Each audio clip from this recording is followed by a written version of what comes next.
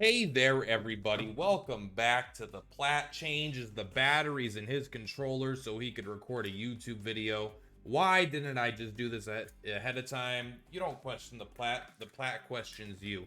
Today, we are going to be talking about the best job for each character in Like a Dragon Infinite Wealth. And now, as always, because I am one person, this is 100% fact. This is going to be given hundreds of hours of absolute rigorous testing with the most minute details all being considered. So if you disagree, that's just on you. I'm sorry.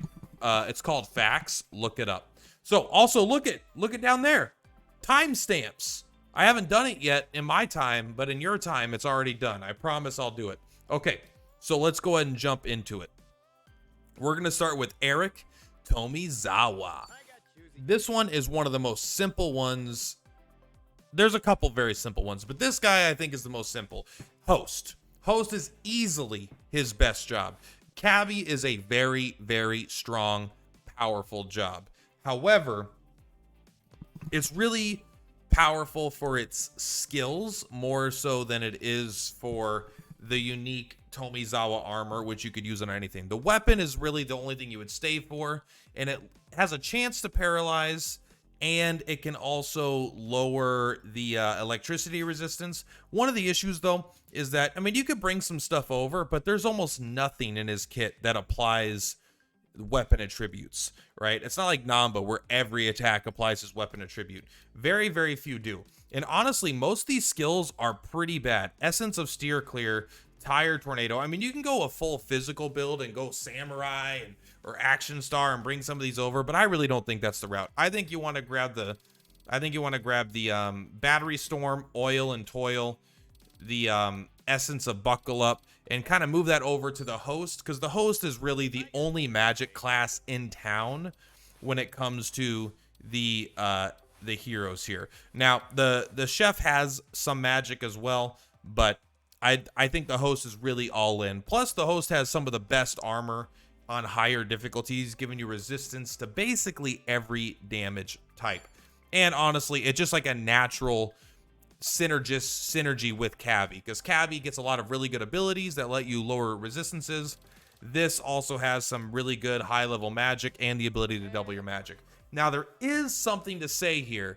The only other job I would consider with Tomizawa for a long-term kind of build is the Aquanaut. And even though I don't like the Aquanaut, I do think the fact that the Aquanaut's ultimate weapon can lower ice resist and apply ice, like resist lowering stuff, and even the super ability can also lower their ice resist.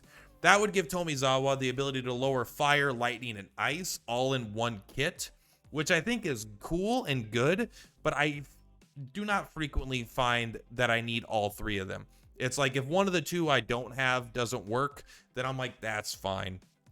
But having an ice attack that lowers ice resistance is obviously good because it's like self-fulfilling. So I do think that there's some good potential there, but it's not really my angle. I'd probably bring Essence of, because this is also physical. So I'd probably just bring this over to the Host and use it very rarely. But there's that. Next up is Saeko Mukoda. I'm just going to go with one of the names, the ones that I know how to say a little bit better, hopefully. Saeko. So I think Saeko is pretty much built to be an idol. An idol is just the best healer in the game, and she has the built-in thing where her spells, like her unique armor, is that the MP cost of her skills are lower, right? There are armors and stuff that will increase the MP cost and increase damage. Hers is the opposite. It doesn't increase damage, but you know what I mean. It makes all of her stuff easier to cast. Now, the idle armor is inherently, I think, pretty weak. It makes it so it heals more HP, so you're basically more likely to top off everybody. I don't think that's really that good, even with my HP caps in the level 90s. It's never been a stage in the game where I found that good. Her armor is pretty good for this, though, because it's going to let you get more cast of the Magical Concert, especially like if you're doing something like you have the armor on and then you have the mouth guard and then another mouth guard. I mean, this is only going to cost you like 15 mana or something. You could do it basically infinitely and you don't ever have to worry about it. Now, the only downside to this is I would probably not keep her on the idol. I think she's great at the idol, but I would probably move her over to the housekeeper. The housekeeper just has better defenses, right? It has 3 defense and 4. It basically has the same HP, but more armor and willpower. The magic stat is higher. The agility is the same. The MP is lower, but it doesn't really matter that much. So I would make her basically a healing support, level up the idol up to level 30. You don't even need to level up the idol to 30. Level up the idol up to level 22, get magical concert and miraculous voice, and choose either the idol or the barmaid to get to level 30, because they both get the full revive here, right? They get and then bring that over later in the game to the housekeeper. But while you're playing your main campaign, I actually think she does make a pretty good, I think, like, this is like super late game housekeeper after you have all of her stuff at like bond level 100 and you could bring over supers and stuff. But until you could bring over supers, I do think it is really nice to have the heal to full HP, have an AoE full heal, have a reduce everyone's, remove everyone's status ailments. And honestly, what's really good here also besides this is the playful splash. It always greatly reduces an enemy's resistance to electricity, and it sometimes gives them a cold. So the fact is that you're always going to lower lightning resistance. And if you have Tomizawa in the party, which I guess he's not in the early game, but if you have Seonhee, then you can absolutely take advantage of this. Or if you just have, a lightning weapon. So that is going to be Saeko. Chitose, this one is the easiest one of all time for me.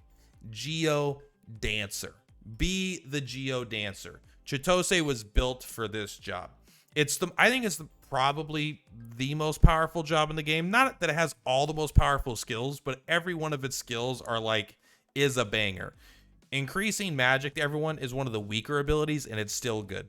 It also has an AoE heal. It also has an AoE willpower and evasion boost. It also has a revive. It also has the ability to it also has the ability to lower willpower. It also has an extreme weapon, extreme elemental-less attack that is only 35 MP and has knockback, so it does extreme damage and a knockback. Then it has an AoE heal and remove all status ailments, and it has a lower this again with high damage. The reason why Chitose is better than everybody is because the Geodancer weapon is basically you have a chance to gain a magic buff at the start of every turn. And it has, when you gain a buff, you recover HP. Now, Chitose's unique armor is whenever she gains a buff, she recovers MP. So now if you have her unique armor on and you have the Geodancer weapon on, every time you get a buff, you're going to heal HP and MP. This basically means she could self-heal and have infinite mana by buffing the team. And sometimes she doesn't even have to buff the team. Sometimes just when her turn starts, she'll just top her mana off. She never runs out of mana. She could deal heavy damage. She could support. She could heal. She could remove status elements. She can revive. She could debuff. She could buff, right? It's just it's a perfect job for this character. And one of the most irreplaceable characters in my party. I can't imagine getting rid of. Definitely bring over substitution jutsu, though, because even though this is probably the most powerful ability in the game. Adachi. Adachi is kind of a weird one because I don't think he actually has anything he particularly is good at. His armor gives him MP when he takes damage. So maybe I'm not using the linebacker, but I think the linebacker could be his good job because you can just kind of have him tank everything, right? Outside of that, the two that I would kind of recommend is I think Samurai is actually pretty good with him, mostly because he's kind of just the slowest character in the game, and I don't think you want to try to make up for that by being a slow version of a fast class, like a slow breaker. I think it kind of works out better if you have Samurai and then you use the Samurai armor, which gives him really high base agility. Then I think that'll kind of help compensate, bring him up to where everyone else is at. And he also does a lot of damage. His low agility seems to kind of be compensated for high damage, and I think that just kind of helps the Samurai in general. And the samurai has good defenses, really high damage. So I think he's probably best suited as a samurai. And again, I think the linebacker has potential, and the only other one I would consider is the pyro dancer. Maybe. I'm not a huge fan of it, but I do like when a character has self-sustaining, self-sustainabilities.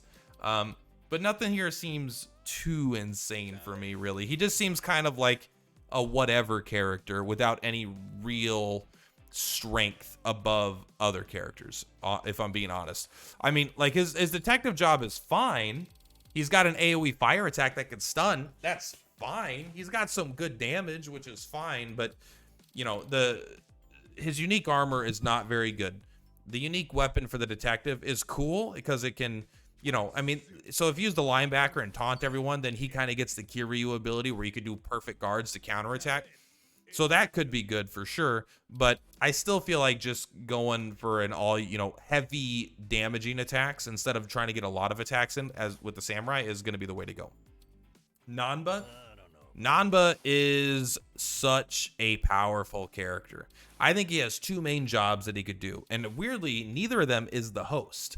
I think Homeless Guy, his base job, is his best job, mostly due to the fact that his final weapon is so strong. It has built in, you gain more magic the more enemies you're fighting. So the more enemies you're fighting, the stronger his attacks are, which means he's the AoE king and champion. It's also a fire weapon that can lower the fire resist of enemies. So it's just a super, super nutty weapon. And that's going to be the main reason. It means you probably are going to end up using Nanba's unique armor, which is, I think, insane based off what I've seen. It's an RNG thing, but we'll talk about it more in a second. Another thing that's really worth noting about this class, let's say that someone's just straight up resistant to fire and you cannot deal damage to them in any significant way, even if you try to lower their resistance. You're still not completely out of it, right? Because you could still carry over host abilities, so you have other elements, right? It's not like you're completely stuck. But even then, even if you just wanted to stick with the homeless class because you're earlier in the game, quit playing with that. You can do not the gnarly breath, which is good, but you could do the stench here. This decreases attack and defense of nearby enemies, and it's worth noting that this is a guarantee. It'll lower their attack and defense by a stage. So you could always, at the bare minimum, use him kind of defensively to debuff the enemy to keep things down here. So the only other thing I would consider him doing is the pyro dancer, and that's because it doesn't really matter because he has this unique armor that lets him survive with 1 HP. But I'm actually reconsidering what I'm saying right now. I disagree with what I'm saying. Just go with the homeless guy. I forgot the pyro dancer has that armor already built into it. Nanba doesn't add anything to that.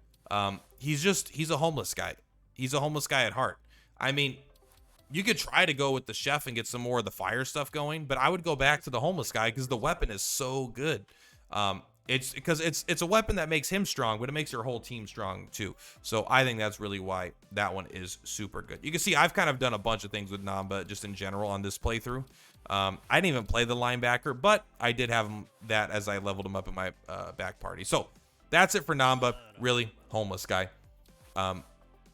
If the pyro dancer didn't have that armor, then man, he would make a great pyro dancer, but they do. Seonhee.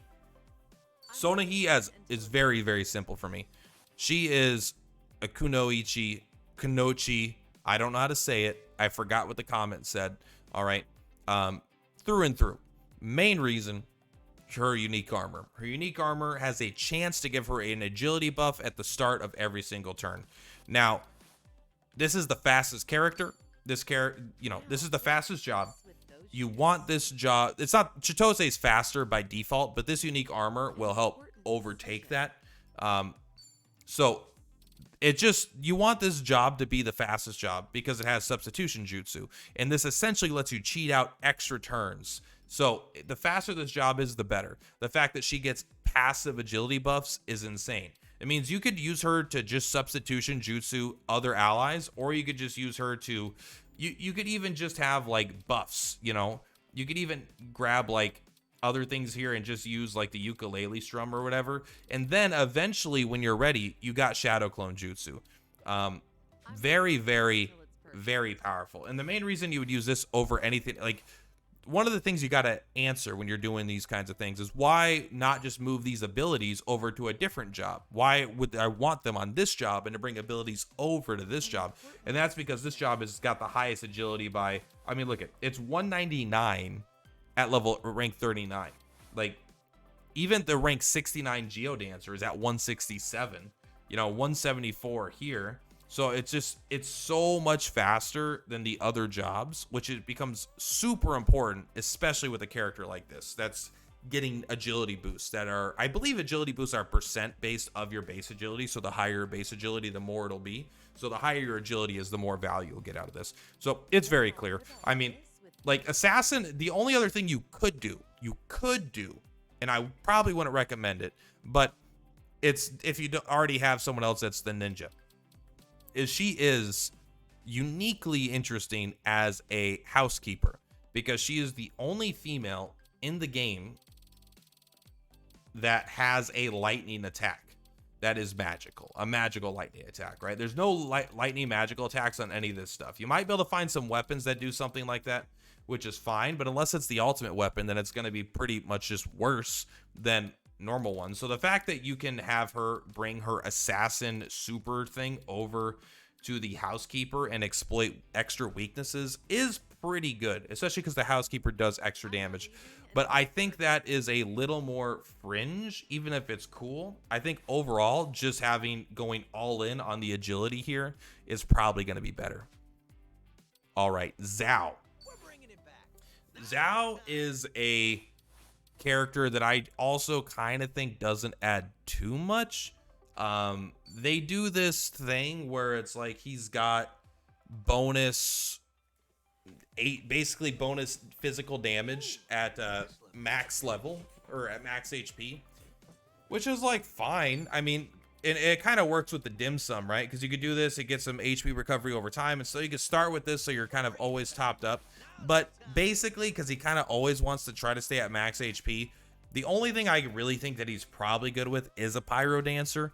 A Pyro Dancer, yes, can kind of wants to, the higher your current HP, the more damage you inflict, right? So if you're at full HP, you're going to do more damage twice involved, right? And then this technique will damage you as well. Now, I don't actually remember how much this damages you, but if you have this and you have the self-healing that's already going on, and you have maybe another healer top you off, I mean, you're just doubling down on that damage, which is really, really cool. But you have to forego the armor of the Pyro Dancer in that situation for Zhao's unique armor, which is kind of the point, right? Why is the character the best? It's like, what can they do that no one else can? It's either going to be because of their base job or their armor. And so I think the home-cooked dim sum is going to work really good on the Pyro Dancer because it's healing over time. And it's not just for you, it's for the team also, right? And it makes you resistant to status ailments.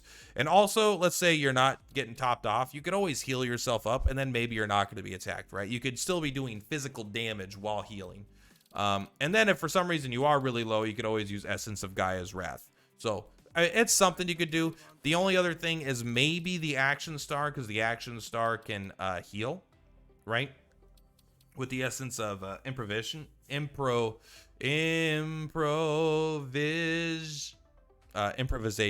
can't I say that word? It doesn't matter. Improvisation. Is that right? Recovering your HP, right? So that one's pretty good. And then the only other one is, again, maybe the what's the one that sometimes heals all your allies? Let me find out. It's not the samurai, it's the chef, isn't it? It's the chef, isn't it? No. It's the breaker, isn't it? It's the breaker.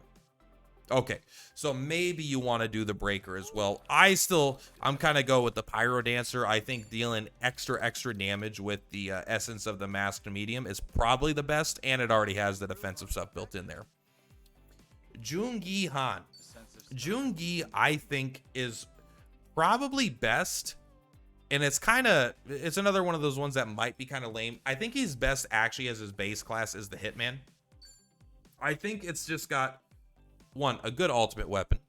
The ultimate weapon gives you the ability to deal more damage the more debuffs that are on a character. So maybe you want to combine that with the Desperado.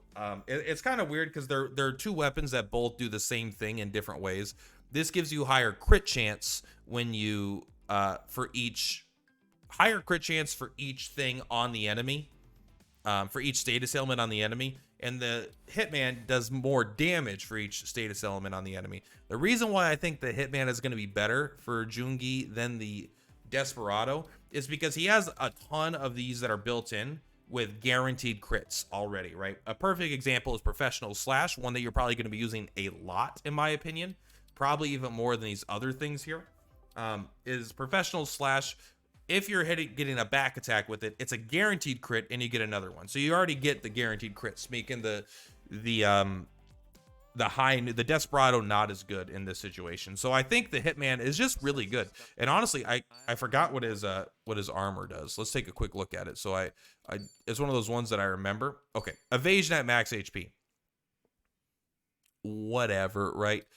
It's fine. It means it'll help him stay at max HP. It gives him 15 attack. I mean, there's always a chance you might want him as a breaker. I don't really like him as a breaker. Like, if you already have the breaker gives him a bunch of mana, so he never runs out of mana. I don't think that's super important. The chef gives him crit chance and more skill damage. That could be good, but I'm not in love with it still because I think the ultimate weapon on the Hitman is better than getting crit chance. And the skill damage is nice, but I do think I mean, that is nice. I mean, there's a chance that you might want to go chef. I kind of talked myself into a little bit, but I think I wouldn't want to give up on the Hitman weapon. It's a team build thing, basically. If you are going to have a Desperado trying to get guaranteed crits, if you're going to have a Hitman, you're going to have a Samurai trying to bleed them, then you're already going to have status elements on them. And then suddenly your weapon's going to be doing bonus damage and you're going to be doing guaranteed crits. And I think it kind of all just works out. And that's going to be what's best for Joongi. Now, we're going to get the most boring one out of the way. Kiryu, Dragon of Dojima. It's not even close. He has a whole mechanic outside of the game based on going around and making Dragon of Dojima stronger. It's got insane HP. It's got good defenses. It's got great attack. It's got average abilities, I'll admit. But it's got 3 attack forms. The attack forms let you change it up. You could either get really high evasion and crit chance. You can or you could do the heat actions that let you counter attack and deal bonus damage with like environmental stuff, or you could get the super tanky beast style, which is always grapple attacks. And these are just the auto attacks. This isn't even including, like, it just has great abilities. Now, if you want to move stuff over to the Dragon of Dojima, he doesn't really need anything, honestly. I mean, you might want to get some elements because he doesn't have a weapon. If you want to exploit weaknesses, you might want to go find, like, you know, some Aquanaut abilities here. Just get like a physical water hit, right? Like a physical water hit, get a physical lightning hit. I don't even remember if there is a physical lightning hit built into the game yet. I don't think there is a physical lightning by default. So you'd probably go get the physical water and then get burning arrow. That way you have a piercing fire and just kind of like that. Go around and grab a couple abilities. He doesn't have any way to revive people. And so I would probably not focus literally at all on anything support. He's a damage dealer. He's about killing shit. And unless you... And he even has ways to apply status ailments, right? Like, he has a way to make enemies bleed. He has a way to inflict rage. He can also debuff them. He can ignore guards. He can potentially stun, and no, it never fucking works. Chance to cause rage. So it's just Dragon of Dojima. Keep it simple.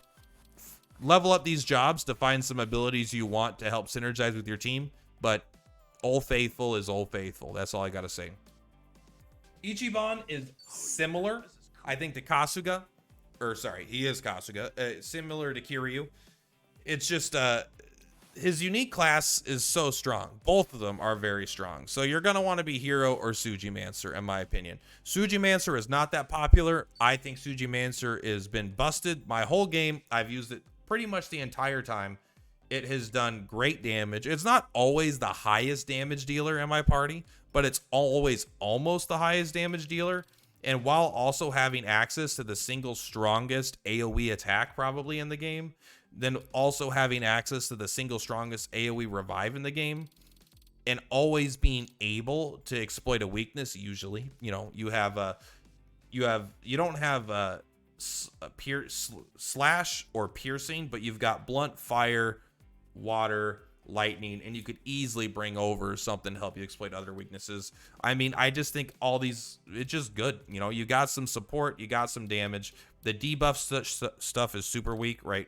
Like, maybe you want to poison them sometimes. It still kind of fucking blows. The snooze kind of blows. You don't really care about that. But it's just very powerful. And so I would bring over some host abilities probably, and then maybe like a little bit of just support. You know, Pyro Dancer, I like the Mask of Punishment. Maybe you bring something like the Breaker's ultimate that could heal your allies, but he already has that. This is the reason why. It's like he already has all that kind of stuff because his other best classes support. So unlike the Sujimancer, which doesn't use a weapon, which sucks, and you also have to use Kasuga's base armor, which is not very good. It wants him to be low on HP, but if he's low on HP, you might lose the game out of nowhere. So it's not really good until Premium Adventure when you're in Japan. Then it suddenly gets a lot better because he can now die because he's not considered the protagonist in Premium Adventure in Japan. But outside of that, it's kind of dog doo-doo.